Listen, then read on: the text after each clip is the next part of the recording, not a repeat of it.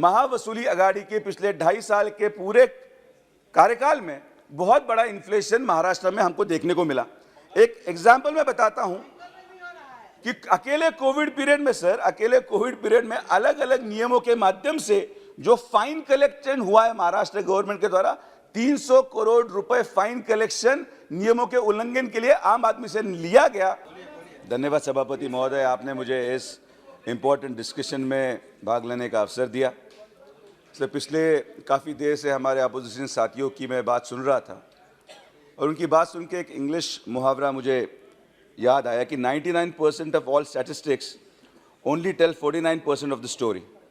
बहुत बड़ी बड़ी बातें अपोजिशन से सुनने को मिली, CPI, WPI, इन्फ्लेशन, और काफ़ी पॉलिटिकल और इकोनॉमिक एनालिस्ट ने ये बात रखी। मैं तो डॉक्टर हूँ, तो मैं डॉक्टर के तौर पे बता पाऊँगा कि मुझे एक बीमारी ज़रूर इनमें नज़र आई।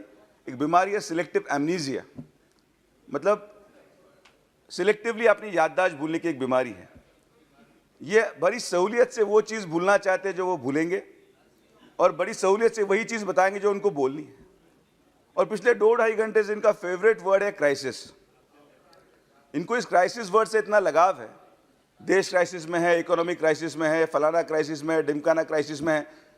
इस लगाव की वजह से आज इनकी खुद की पॉलिटिकल पार्टी क्राइसिस में है, लीडरशिप क्राइसिस में है, करप्शन की वजह से क्राइसिस में है, और इनकी एक आदत है कि ये अपॉर्चुनिटी को क्राइसिस में कन्वर्ट करते हैं, यानी कि अवसर को आपदा में बनाते हैं। लेकिन हमारे पंतप्रधान नरेंद्र मोदी हैं जो आपदा को अवसर में कन्वर्ट करते हैं। ये हमारे प्रधानमंत्री जी की ताकत है।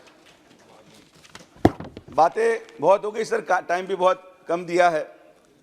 सर, मैं एक आम आदमी के तौर पे समझ सकता हूं कि किसी भी चीज़ को डिस्टर्ब करने के लिए, इन्फ्लेशन होने के लिए डिमांड और सप्लाई चेन को डिस्टर्ब होना ज़रूरी है। डिमांड और सप्लाई चेन जब डिस्टर्ब होगी तब महंगाई बढ़ती है। उसके लिए बहुत फैक्टर्स है, एक्सटर्नल फैक्टर्स के बारे में, जैसे कोविड है, रशियन यूक्रेन वॉर है, नेचुरल कैलामिटी है, ग्लोबल वार्मिंग है। सब लोगों ने, मेरे साथी सांसदों ने बहुत एलाबोरेटली इस चीज़ को डिस्कस किया है। लेकिन पिछले 2.5 साल में हमारे महाराष्ट्र राज्य में जो MVA सरकार है, जिसे कुछ लोग शायद महाविकास आघाड़ी सरकार बोलती थी, हम कहते थे महावसूली अघाड़ी, एक अलग ही तरीके का इन्फ्लेशन महाराष्ट्र में देखने को मिला। मैं जो आपके माध्यम से सांसद में रखना चाहूँगा सर, डिमांड और सप्लाई कैसे था? डिमांड हमारे मंत्री जी करते थे और सप्लाई हमारे ब्यूरोक्रेट करते थे। मंत्री जी ने तहसीलदार से 50 लाख रुपए ट्रांसफर में मांगे और सप्लाई तहसीलदार ने 50 लाख रुपए दे दिए।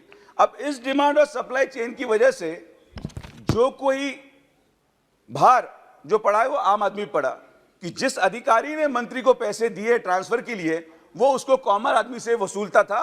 और इसकी वजह से महावसूली अघाड़ी के पिछले 2.5 साल के पूरे कार्यकाल में बहुत बड़ा इन्फ्लेशन महाराष्ट्र में हमको देखने को मिला। एक एग्जाम्पल मैं बताता हूं कि अकेले कोविड पीरियड में सर, अकेले कोविड पीरियड में अलग अलग नियमों के माध्यम से जो फाइन कलेक्शन हुआ है महाराष्ट्र गवर्नमेंट के द्वारा, 300 करोड़ रुपए फाइन कलेक्शन नियमों के उल्लंघन के लिए आम आदमी से लिया गया। हॉस्पिटल बिल कंट्रोल में नहीं किए गए, लेकिन इस तरीके का डिमांड और सप्लाई आपको महाराष्ट्र को देखने को मिला। सर, आज हमारे अपोजिशन के साथी जो आज बोल रहे हैं, मैं उनको एक फर्क समझाना चाहता हूं कि क्यों ये डिस्कशन होना जरूरी था। सर, पूरे देश में या पूरे विश्व में चाइना डेब्ट ट्रैप डिप्लोमेसी के बारे में बोला जा रहा है। China belt and road initiative के माध्यम से एक ग्लोबल इंफ्रा डेवलपमेंट स्ट्रेटेजी बनाई गई चाइना के द्वारा, और इस चाइना डेब्ट ट्रैप डिप्लोमेसी में करीबन 165 देश आज बर्बाद हुए हैं और $385 बिलियन का कर्जा इन देशों पे हुआ है। आज हमारी सरकार है, इसलिए कैसे बचे मैं बताता हूं। एक आर्टिकल के माध्यम से 2008 साल में जब यूपीए गवर्नमेंट थी और कांग्रेस पार्टी जो लीडिंग पार्टी थी उस यूपीए गवर्नमेंट में, सर, उन्होंने एक MOU 2008 में कम्युनिस्ट पार्टी ऑफ चाइना के साथ साइन किया। 19 से लग के कांग्रेस पार्टी के allied institute Rajiv Gandhi foundation ने उस दौरान चाइनीज गवर्नमेंट से ग्रांट लिया।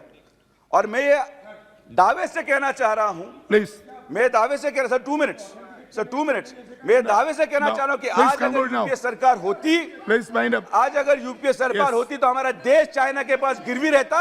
ये पंतप्रधान नरेंद्र मोदी की सरकार है, इसलिए हम आत्मनिर्भर बने और आज हम विकास की तरफ आगे बढ़ रहे हैं। सर, मैं अपने बात को अंत में इसी 2 पंक्तियों से पूर्ण विराम देना चाहूंगा। सर, नजर सर मेरा एक शेर के माध्यम से मैं समाप्त करना चाहूंगा।